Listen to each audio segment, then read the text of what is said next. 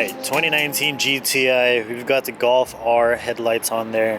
This is the BEC brand, and we're going to go ahead and talk about this in the video. So I keep getting questions about what the headlights are, like what brand, how they look, and was there any trouble with them, just my overall thoughts. So again, I'm going to go ahead and make a video. Now if you do get a link to this video, don't be upset. It's just I do get this question often, so instead of just repeating myself every single time, this video pretty much answers all the main questions I get about these BEC headlights right here.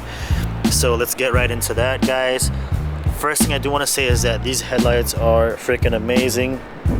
If you've watched my other video with the lowering springs that I did, I briefly touched up on the headlights, but they look really good. This is the Golf R replicas by BEC. So basically, instead of the red striping that would continue inside the headlights, I went ahead and basically got the chrome version of that. And to me, it looks pretty cool. Not too many GTIs have that chrome striping inside, so it was a little bit of a way to kind of stand out from the usual Mark 7.5 with the lighting package. Coming around, so the first thing I do want to go over is fitment. How does this headlight fit on the Mark 7.5 GTI? So if you look at it really closely, the fitment, I want to give it a 7 out of 10. It's not the best, but I'm also very nitpicky when it comes to things like this. If you can see, there's like little gaps here, there's a little gap there. Now these things, you don't notice them from afar. This is only if you get all up close and personal. If you're actually looking for it, you can see it. If I run my finger through here, you can also see there's like a little indentation there. So the fitment, while it looks great from afar, up close you'll do see a couple gaps here and there. So that's one thing to note. If you go on to the other side, same thing. It's not fully flush right there, and that's okay. Honestly, I don't mind it. Again, it's only like if you're really looking for this stuff, you'll notice it, but it's not 100% flush, unfortunately. When I first got them installed, I went crazy because I thought that maybe I might have did the install wrong, but I think it's just the headlights. It doesn't align 100%. Anyways, so there's that right there. Same thing on this side. So it is symmetrical on both sides in terms of fitment. So it's not like one side got seated properly and the other side didn't. Both sides have the same amount of like gap space. So overall fitment, it's okay. Again, I give it a 7 out of 10, but from afar, this thing looks amazing. Just look at it. And we got the graffiti right there. This used to be one of my coolest spots in the big city, guys. One of my most favorite spots. But looks like the taggers are starting to find out where it is, so you got the graffiti stuff right there. Anyways, so fitment wise, it's okay. Could be a little bit better, but overall, it looks great. Just look at it. Now let's see, the second thing is going to be with the headlights. These are known to peel very quickly. Usually within like a couple months to a year, you'll start to see these start to peel off, and then they start to get hazy and yellow. Now you don't want that. So what I did was basically I got some paint protection film by 3M, and I basically wrapped it myself. Now this is something very simple you can do at home. You can't really notice it again from afar, but if you look real close, you'll kind of see some of the imperfections that I did while I was doing this at home in the garage driveway stuff. So you'll see little bits of imperfections. I mean, the car isn't washed up either, so I can clean off some of that surface dust, but it's really cool. I basically did this, and it is a guarantee that you're not gonna mess anything up in the future. You can see where I kind of messed up right there, kind of like peeled off when I was cutting everything out. But again, from afar, looks amazing, right? But again, I'm just very nitpicky about that. Actually, let me pop the hood so you guys can basically check it out and see what I'm talking about. Got the little Cooper, ooh, that's right, I'll knock you off. So let's pop it. Bam, look at that. Stock boys. Nah, we just got the little MST inlet right there. Anyways, if you look closely right here, let me kind of give you a little bit of a zoom. There it is. You can kind of see where the clear film ends, where I was cutting everything out. So not too many people see it in the engine bay, so I don't really care much about this being 100%, you know, like linear or like fixed up. I just cared about protecting the actual headlights there. So other than that, it looks really good. You can see some of the other stuff here.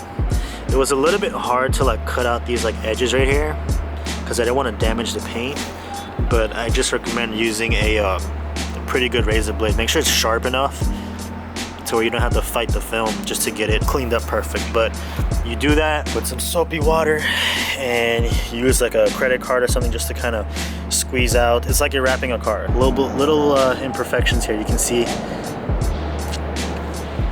my okay job that I did, but honestly it doesn't bug me anymore. I'm too lazy to redo this whole thing anyways. I think it's okay like that. Maybe after a year or so I'll go ahead and just re-wrap it. But same thing on the other side. You can see where the film ends, and this is what kind of bugs me the most right there. That some of like the air, I guess it didn't get squeezed out properly, but it is what it is, guys. I'm just happy that I know my headlights aren't going to peel anytime soon. And what's also good about this is that it protects from rock chips. So you can do this to pretty much any car, just especially because the car is so low now. Like when you look at it, there's a lot of debris hitting like the headlights. You can see how big these things are. Like having this protected, I don't know, it's just peace of mind. Yeah, so paint protection film, the fitment, again 7 out of 10. Now that's about it when it comes to like the cons of these headlights. Now we move on to like the good stuff, what I really do like about these headlights. So first thing, again, having chrome inside instead of the red lining, I really do like that, especially with like the white silver paint job. The red stripes inside the headlights would have looked all that great, to be honest. What I also noticed is that inside here it has kind of like a honeycomb design, and that looks pretty awesome. It's blacked out inside, so it just makes the front end of the car just look super aggressive. Also, you've got your projector headlight there. These are all LEDs. The regular headlights, it's pretty bright. It's about like a 5K brightness level, and the high beams, these suckers are super bright. They look so bright. Once you like flash it like in the nighttime, you'll be like, oh fuck. It gets me every time. The regular headlights at night, I don't have any complaints about those. It works fine. The LED stripes, now the daytime running lights, those are also pretty damn bright. They work great. I also like how with these new replica headlights, that already comes with sequential lights when you have like the emergency lights on. So let me show you that really quick. Press that. You can kind of see how it's sequential. Really nice looking lights, guys. Looks awesome. Let's shut this. Come over here. Just look at that. Amazing. Looks really dope. And then when you put your regular lights on, turn off the emergency lights. Let me show you what the daytime running lights look like. Camera doesn't do justice, to be honest. It might be kind of flashing or blinking on the camera, but in real life they're just solid.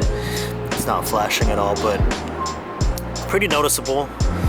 They are pretty bright, to be honest. You combine that with the projector headlights and you've got pretty good visibility all around. Adjusting these lights, it's pretty easy. I should have left the hood open, to be honest. Fuck.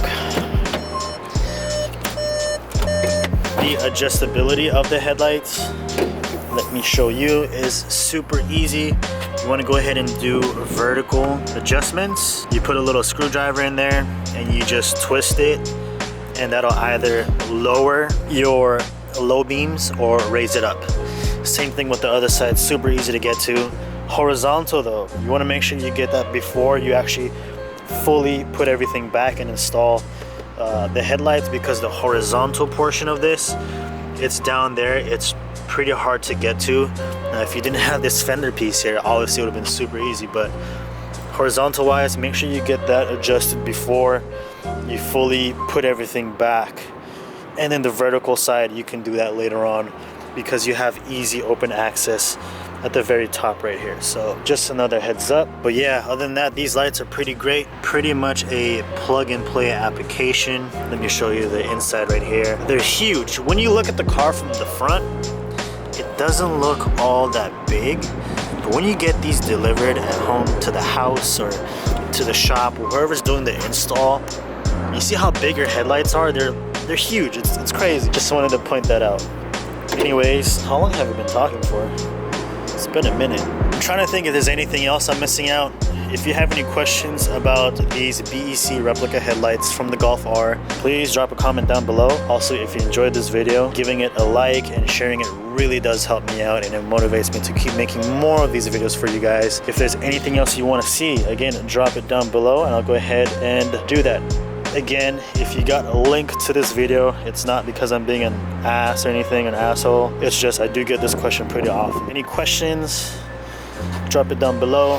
Follow the socials, jules.mk7 on IG. That's where I post all the behind the scenes stuff, so look out there. Also shout out Euroculture, guys. I didn't show you guys this earlier, but yeah, we're a part of the Euroculture now, so there it is. Oh, another coolest thing I wanted to show you, GTI update right here. Look at this spoiler. Like, I'm not too crazy about aesthetics about the car, but when it comes to subtle little things, I am a sucker for it. So this basically goes on top right here of the wing. It kind of just like clips on, and it's all adhesive, so you can take it off. And just look at the thing, man. It looks so awesome. Definitely one of my favorite recent mods for this car. It just gives the back end a much more aggressive look, especially with like the cobb sticker right there, and you've got that at the top. It looks awesome. Just look at that. It's kind of like a little duckbill, a ducktail, whatever they call it, but I think this thing looks pretty damn aggressive while still being pretty subtle on the car. Yeah, guys, any questions, drop it down below, and I hope to see you on the next one. Peace. And down we go. A couple stories. It's always trippy to leave this place or come in and up. Like, just getting here, it feels like this thing is like never ending. It's just like a spiral. And it's so narrow too that I'm scared to like scratch my wheels. I don't want to scratch my wheels, so just gotta be careful, guys. Just gotta be careful. Just look at it, bro. Look.